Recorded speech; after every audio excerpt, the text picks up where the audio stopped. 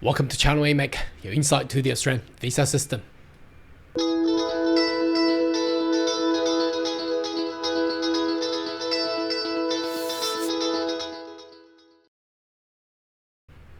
Good day everyone, my name is Carl Young, your online YouTube visa consultant. Are you interested about migrating to Australia? Why don't you consider to subscribe to my channel and turn on the bell on the side. So once about all the updates and news, you'll be the first one getting all the insight. Now today's video, let's talk more in regards to the student visas and also the international education sector in Australia. Now obviously it has shook the world and the immigration industry of Australia, and it looks like all the English speaking countries are doing the same. So we're looking into the trend in Canada. They are raising the bar for numbers of university in Canada and student visa requirement. The same thing happening in UK. Numbers of the university in UK require IELTS to reach 8. Wow. Now that's gonna restrict a lot of international students. Now despite that Australia is not that severe, it does raise the bar about 0.5 of the ratings within IELTS. For example, it used to be required 6.0 to actually go to university. Now they want 6.5. Now that's not matter anyway. In compare, it's all good, but the student visa world has suffered a lot. Now today we're going to talk about universities because of this. Now look at this news. This news I think has been circulated around the industry for numbers of days. As you read, it says immigration risk rating downgraded. Well, we're not talking about that sector now. 11 Australian university. Now we're gonna talk about which of those 11 university gonna be. Of course, they don't want anyone to know which of them has actually been downgraded. However, we can guesstimate. Okay, we can guesstimate which university has been actually downgraded. Now you may ask, now what's that gonna do with me?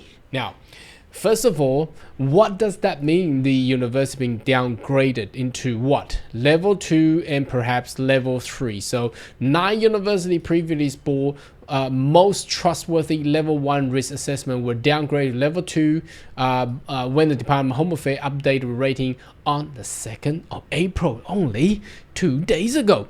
Now 2 other universities has been demoted from level 2 to the lowest possible level 3 category, with over 100 other colleges. 100 colleges also understood that they have risk rating lower. Now that concerns a lot of people. I mean, hundreds and other colleges. That is all the VET sector schools. Now I'm not too sure it's gonna be those public TAFE, for example, TAFE Queensland, TAFE New South Wales, TAFE Victoria, TAFE South Australia, TAFE Western Australia were actually being within that 100 other colleges, but definitely gonna be a lot of private colleges out there, so you got to be very careful. Again, I don't recommend you go for VET sectors during this period of time because you just get yourself killed.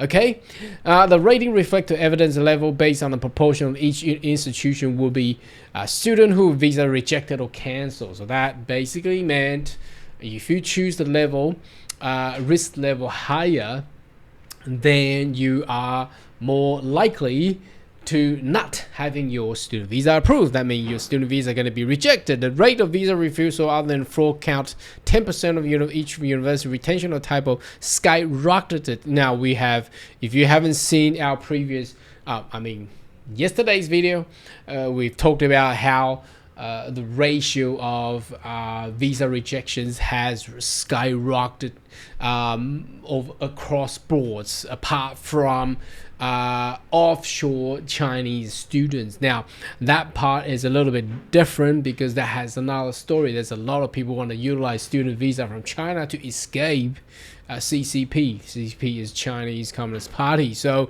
that's another story, but that's where the only category has grown. All the other has actually downgraded with more visa rejections.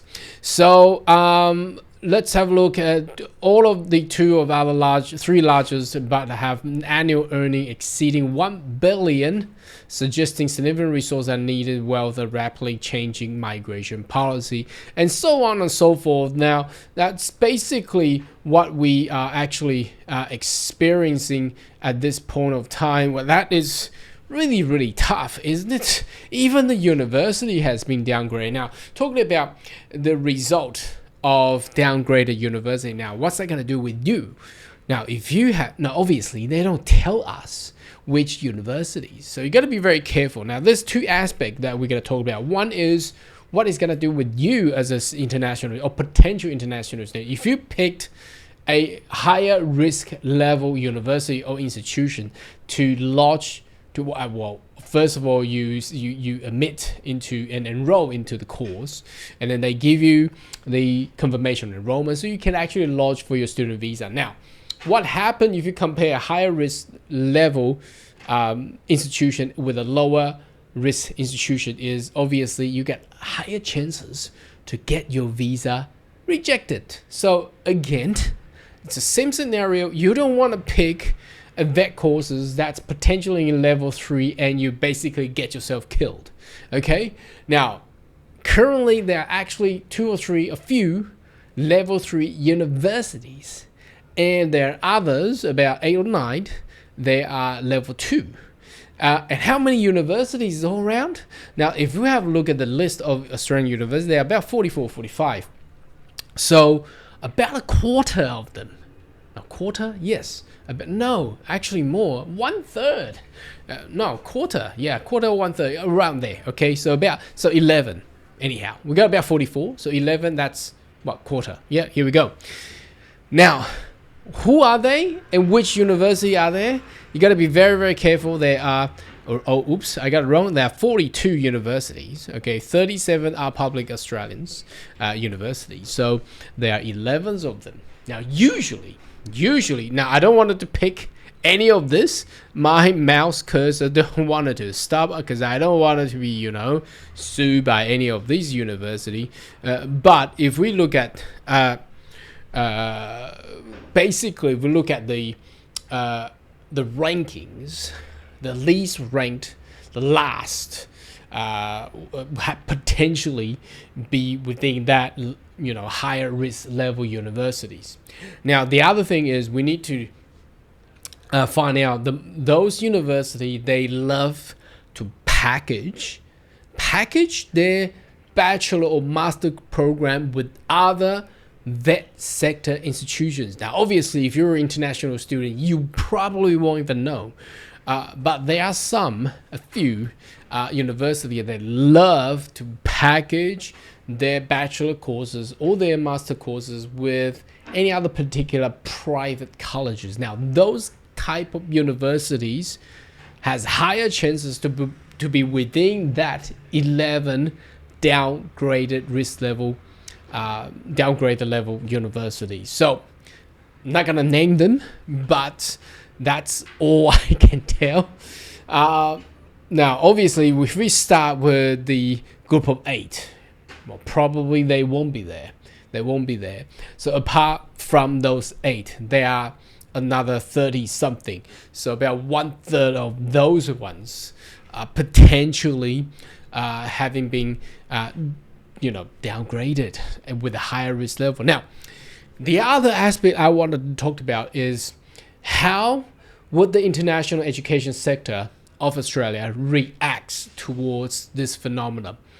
So what you're gonna experience from today and now on is that the institutions, including university and vet colleges, they will assess the student carefully and coming up with very complex assessing procedures, because they do not want to pick any other students that is likely to get them killed as well, and they got downgraded again. They don't want that to be happening, because from level 3, further onwards, they probably will get suspended, and they'll get that suspension certificate, as we have mentioned in our previous videos.